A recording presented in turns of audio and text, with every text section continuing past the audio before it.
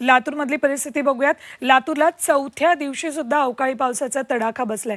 औसामध्ये वादळी वाऱ्यासह गारपीट झाली आहे। इकडे नांदूर भागात केळीच्या बागा उद्ध्वस्त झाल्यात, तर गुढीपाडव्यापासून अवकाळी पावसाला सुरुवात झाली।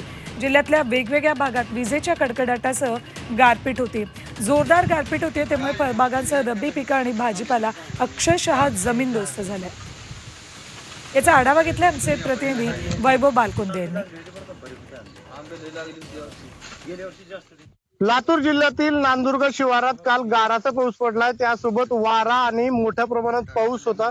त्यामध्ये पूर्णपणे केळीची बाग जी आहे ते पूर्णपणे आडवी पडलेली आहे।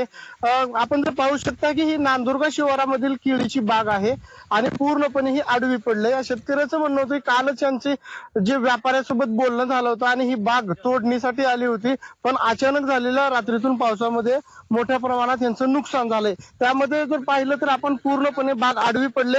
हे जे नुकसान आहे ते कितीचं नुकसान आहे, काय हे 4-5 लाखाचं नुकसान आहे।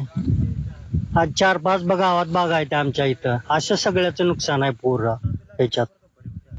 त्याला कोण घेणार, व्यापारी घ्यायला तयार नाहीत। आता आम्ही दुष्काळाची परिस्थिती असताना टँकरनं पाणी आणून पोचलंय, लेकरबाळा सर पोचलंय, तर आता का करायचं आम्ही, ह्याचं काहीच विलाज नाही ह्याला आता। या भागामधील जे बागा आहेत ते पूर्णपणे उद्ध्वस्त झाले। त्यामध्ये द्राक्षाची बाग आहे, केळीची बाग आहे, त्यासोबत ज्वारी आणि अन्य जी पिकं होते त्याचं सुद्धा मोठं नुकसान झालंय। त्यामुळे मायबाप सरकार या शेतकऱ्याकडे लक्ष देणार का, आता पाहावं लागणार आहे। वैभव बालकुंदे, जी मीडिया, लातूर।